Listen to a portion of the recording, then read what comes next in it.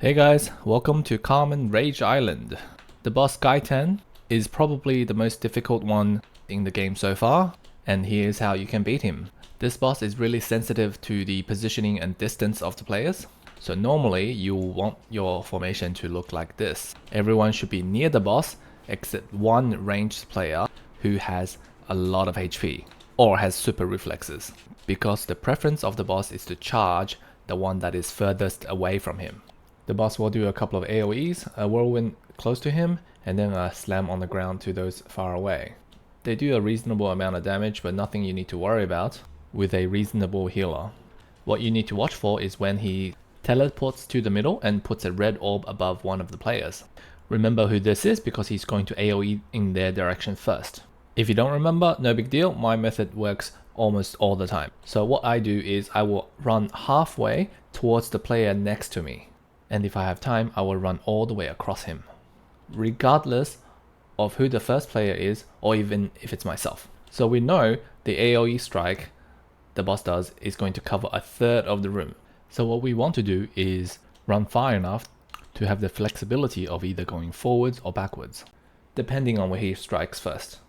In this case, you can see he starts off to the player on my left. So me being already halfway to the player on my right, I can run behind him and observe where he goes next. Now I know he's going in a counterclockwise fashion, so I can run clockwise and I won't have to dodge him again.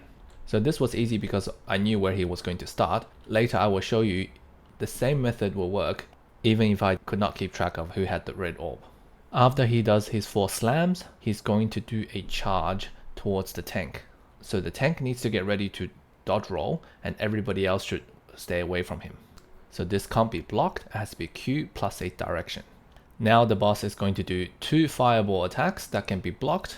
Then he's going to say can't dodge this and charge towards the player that's furthest from him.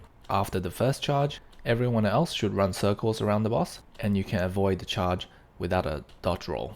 Now here's an example of I got chained, didn't know where he's going to start, but this time I had more time and I could run almost all the way across.